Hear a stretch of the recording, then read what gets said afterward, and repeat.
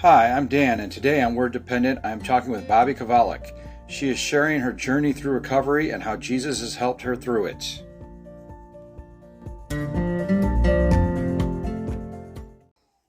So today I'm talking to Bobbi Kovalik, and we're talking about addiction and recovery. So how are you doing today, Bobbi? I'm doing well, thanks. Thanks for having me. Thank you for agreeing to come and talk. Yep. I appreciate it. Yeah. One thing I always pray about with this is that I hope that God uses it to be glorified. And it talks about in Revelations how we're freed because of our willingness to talk about our life experiences. Yes, so, absolutely. All right, so the first thing we're going to talk about is addiction. So you had an addiction. Mm-hmm. Can you talk about that addiction? Tell us how it affected you, how it impacted your life. Sure. I guess I would start by saying I was raised in a family where alcohol was always present. Anywhere from holidays to birthday parties, it was just always a normal thing to be around. So at a young age, I was 13 when I had my first drink of alcohol. And it escalated pretty quickly from there.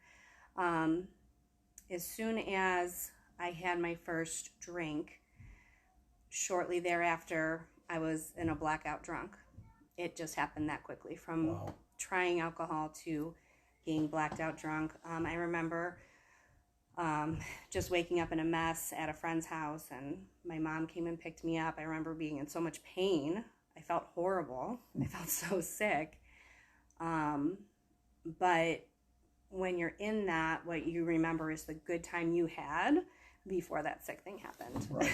So, so like I said, started when I was 13. I started smoking, started drinking. I don't know how explicit, if you want me to use drug names or if you'd rather That's just... fine. Yeah, okay. Whatever you're comfortable with. I started smoking weed. It was the first thing that became available to me, I guess. In my addiction, I always said yes. If something was there at a party, it was offered to me, I didn't hesitate. I always was willing to try the next thing, the next party favor, so to speak. Sure, yeah. So that was, my addiction didn't consume my life. I was more of like a partier at first. I still went to school. I still was active. I was in color guard, and I was... So is this in high school you're talking about? Okay, yeah. Yeah, I was in high school. I mean, I still did the right things. I didn't succeed amazingly well at these things, but I showed up. I put in the effort. I did life, right? So graduated high school, attempted college, but I ended up partying too much at that point, right? Once I had total freedom, per se. I moved out when I was 18 years old because I decided that partying was more important than living at home. And so at that point, I got involved with using cocaine and drinking hard. This became a regular use, I guess.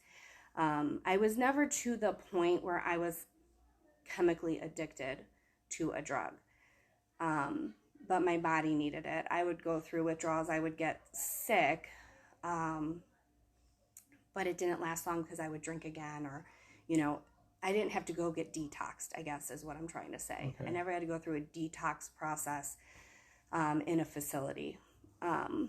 But from 18 to 21, I got mixed up with a crowd that was using heroin, cocaine, just partying hard, ecstasy.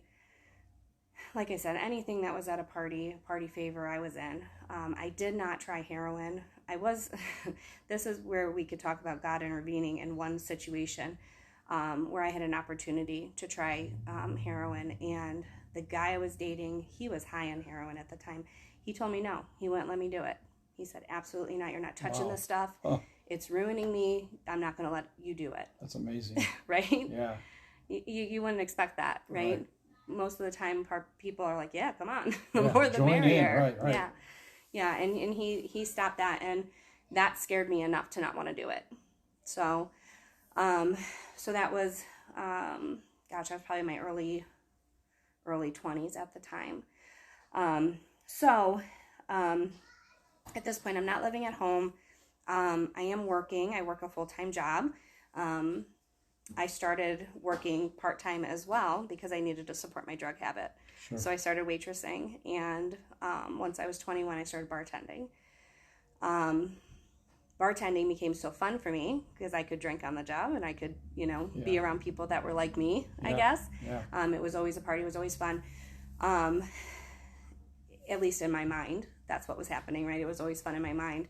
But I ended up quitting. I had an office job.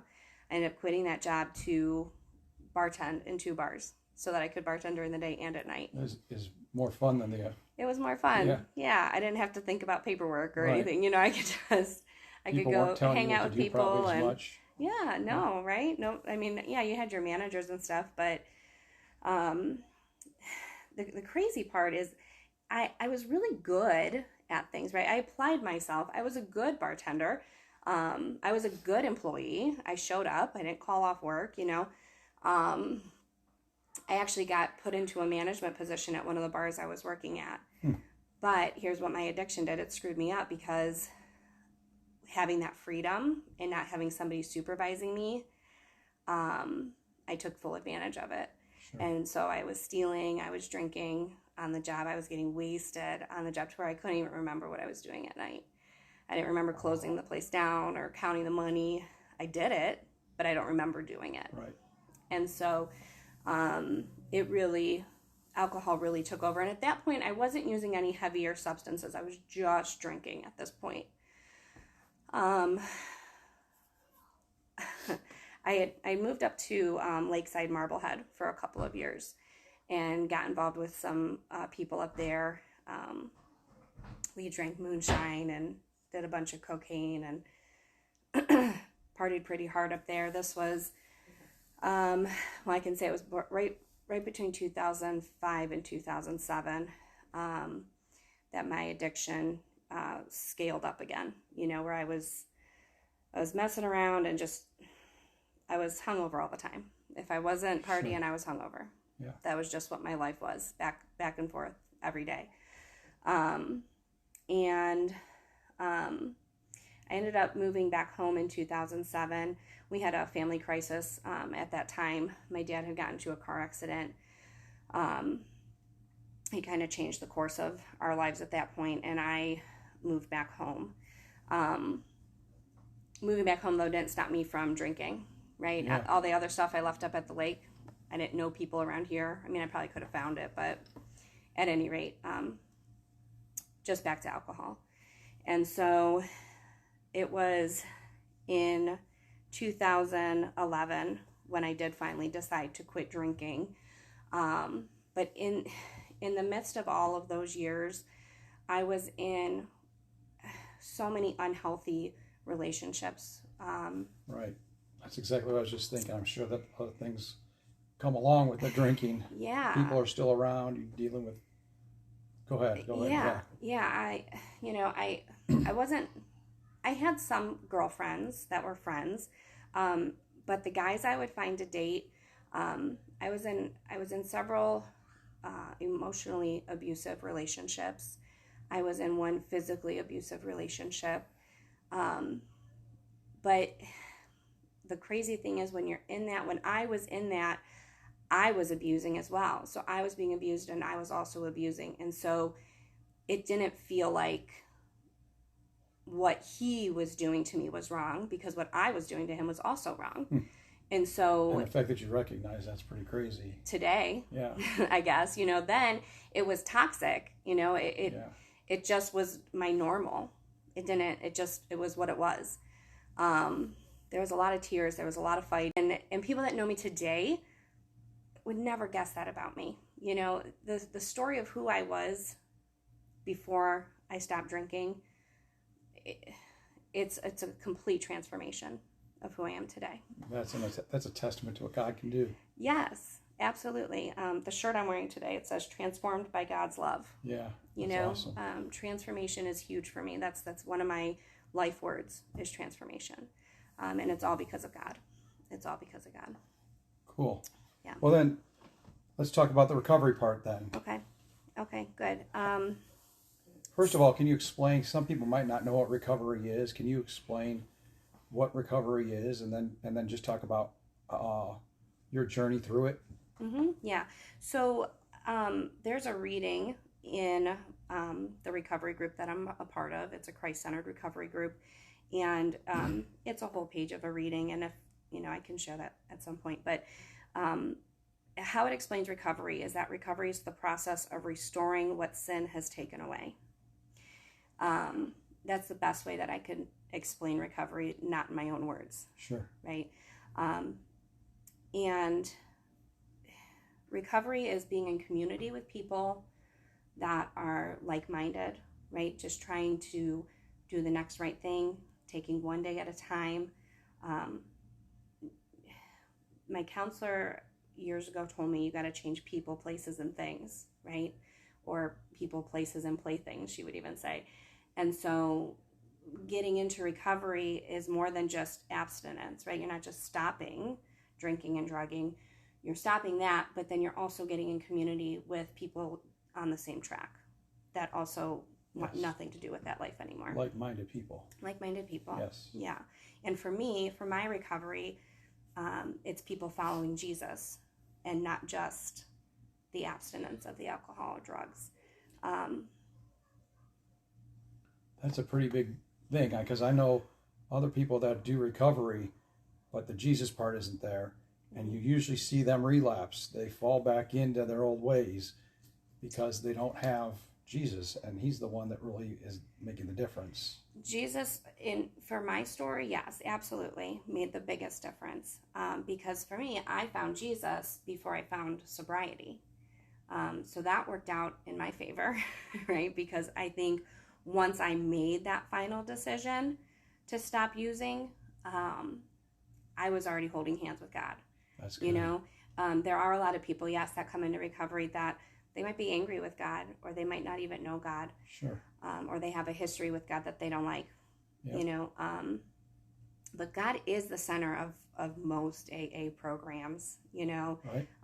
Getting to the point of receiving Christ and having Jesus at the center of it. I'm just thankful that's part of my story, because I don't think I'd be where I'm at today without him. I know I wouldn't be. So can you tell me about that then? Yes. Yeah. So I have a wonderful woman in my life that I met when I was working at a restaurant in Strongsville. Her name's Peggy, and she introduced me to Grace Church. Now, growing up, I didn't know much about God. I just kind of, do you believe in God? Yes. And I was like in church, hit or miss with people. I did a retreat when I was 16 years old and confessed that I was drinking and smoking pot, and did this whole Hail Mary thing that I didn't understand. Yeah. And then after that, I just, continued on my life the way I wanted to. But God was always present, right? Like, I did accept Christ at that retreat. I did.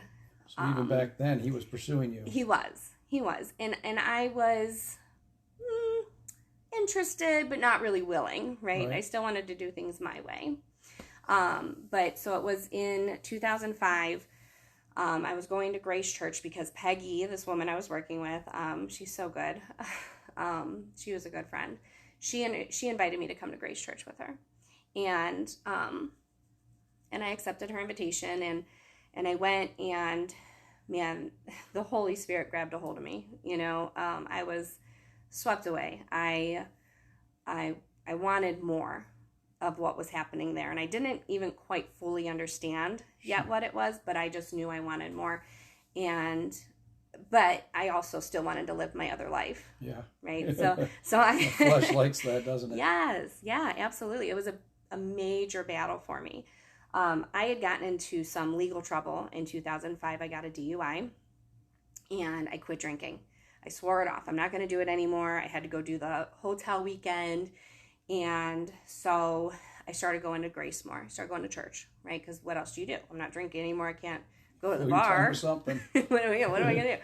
So, so I did start going, and I started seeing a counselor, and my life was on track. But I was still waitressing in a bar, and what that turned into was the people around the bar kept telling me, "Hey, you can't be an alcoholic, because if you're an alcoholic, that makes me an alcoholic, and I'm not an alcoholic. So sit down and have a glass of wine with me." Yeah. And I did. Eventually I caved. Sure. I was like, you know what, you're right. I can have one. But it was never just going to be one, right? So that was in 2005. I went up and down in life until 2011, when I finally fully surrendered my life to Christ. Now, I continued in and out of church. I would still show up to church. I would hear messages. I would cry every Sunday because of all the crappy things I was doing, But God kept going, no, come back. I would have short times of not drinking, but I would always go back to it. My sister in 2011, she was getting married. My sister would call me Drunk Bobbi, and I didn't like that. I didn't like being called Drunk Bobbi, but she would say, Drunk Bobbi can't be at my wedding, you can't be at my shower, like, you can't drink, basically. And that to me was... Like it was another person. Yeah. There was you, Bobbi. Yeah. And then there was Drunk Bobbi. And then there was Drunk Bobbi. Wow. And she wanted nothing to do with Drunk Bobbi. Right. And so I sat down actually in her living room one night, and my sister, I think she'll be mad at me that I don't remember. I think it's 15 or 16 years that she has clean and sober. And so I went and sat in her living room, and I said to her, how did you quit? Like, how did you pick your sober date? Like, how did you do it? And she's like, I just, well, she ended up going through rehab and stuff, but she's like, you just do it. And so I did. I picked that date. It was August 29th of 2011. I said, I'm just never going to drink again. And this was, I was 29 years old at the time. And so I went and got involved more at the church again. I started going to a singles group, and I went on a retreat, 30 days sober, and heard a testimony from this guy who had been clean from heroin for 1.5 years, and he was like living his best life here. And I was like, okay, I want what that guy has, and this is something that I think is important to share too, as a new Christian, and having all this guilt and shame of who I was and the life I was leading. I sat in this room of women that I thought were really perfect Christians, and I felt intimidated. Yeah. And they did this time of just women in one room and just men in the other room. And in that room, the women became so vulnerable and so transparent, and they shared their stories. And they weren't exactly like mine, but they had bits and pieces of what mine looked like. Sure. They had a mess. They had trauma, or they had crisis, or they had something that they put themselves through too. And I finally was like, I am right where I belong, because their lives are just as messy as mine. Yeah. And I thank God still to this day for that retreat weekend, because without that, you can show up to a church and everybody's got their masks on, Sure, right? yeah. Everybody says, hi, I'm fine. How are you? Right. How are you doing? Good. Good. Yeah. I'm good. And that's the thing that the enemy wants us to believe, is that everybody else is doing better than we are. Yeah. And he's the deceiver for a reason. No doubt. And he will keep you in that guilt and shame.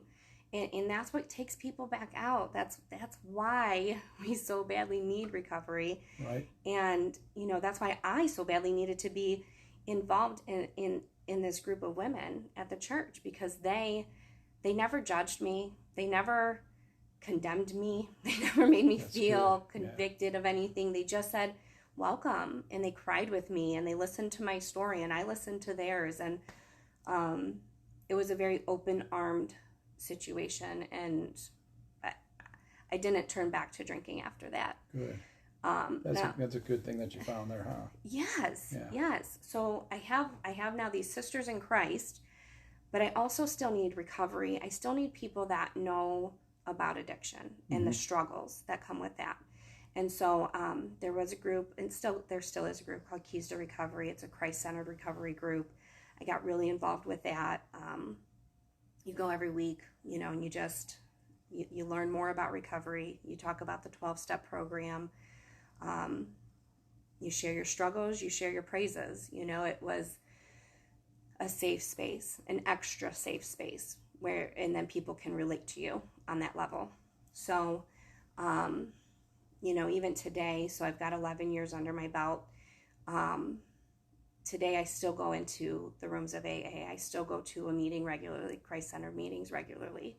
And I'm in church several times a week because those are places where I'm going to be a better person. Yeah. Right? And that's where I'm going to continue to learn how to be a better person and how to do life sober. When I first stopped drinking, I thought my life was going to be horribly boring. Like, what do people do if they're not drinking? They have fun, right. And the people I connected with taught me how to have fun without drinking. That's good. I used to carry a carafe of coffee around with me, and I would show up to these parties so anxious and so nervous. But just sitting around playing board games and laughing and just having coffee with friends and talking about anything, it didn't have to be crazy and wild night, Right. But you can still have dance parties and not drink. Did you know that? Yeah. I don't know if you knew that. Some people don't know that. I went to a Baptist university, so I kind of seen that before. But, Yeah, I bet. Yeah. And they weren't even supposed to be dancing. And they weren't supposed to be, right? See, so it still happens. But you got to relearn how to do life, basically. I mean, if you think about from 13 years old to 29 years old of living in this cycle of shame and guilt, party, shame, guilt, party, shame, guilt. It's a big change in your mind that you have to have. Yeah. You have to relearn everything. Right. So renewing of the mind, right? Yes. Yeah, that's actually my verse, Romans 12:2. There you go. That was one of the first verses I memorized. Yeah. Do not conform to the patterns of the world, but be transformed by the renewing of your mind. That was one, and I have a maroon notebook that I wrote it on the front of. I also wrote down Psalm 119:11.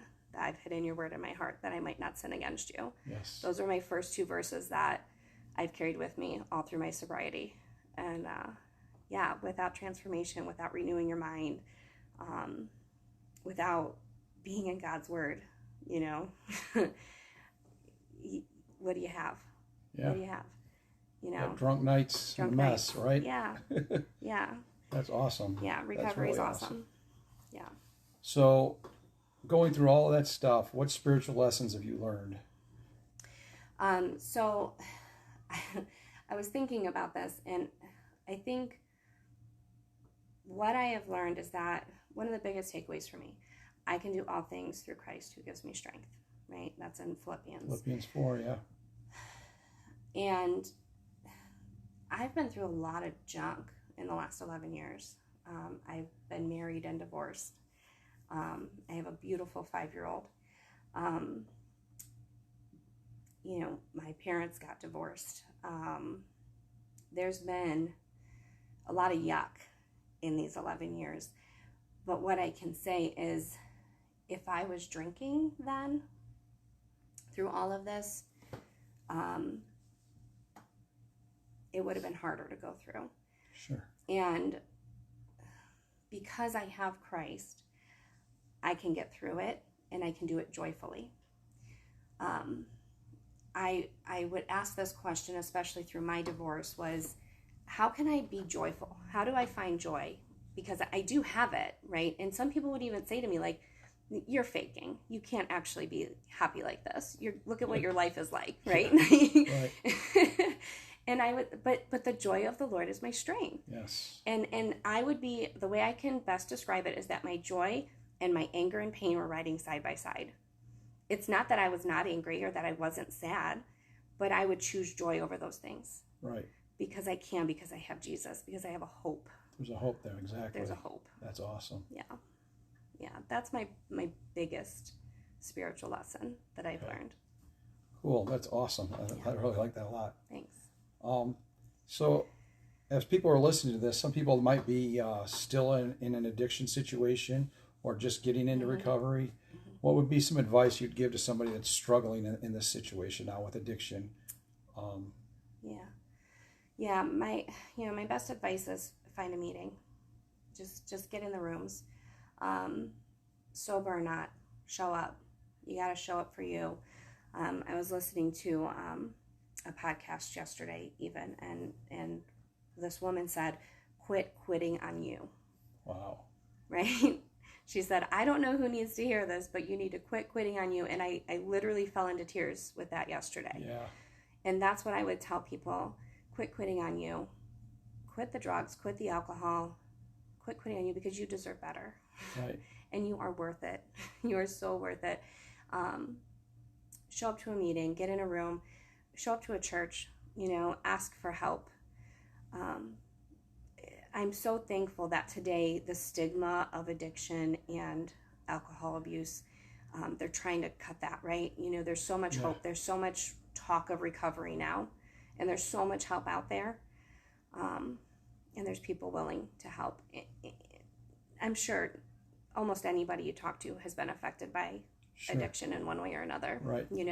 They might not talk about it. They might not talk about it, but it's there, right?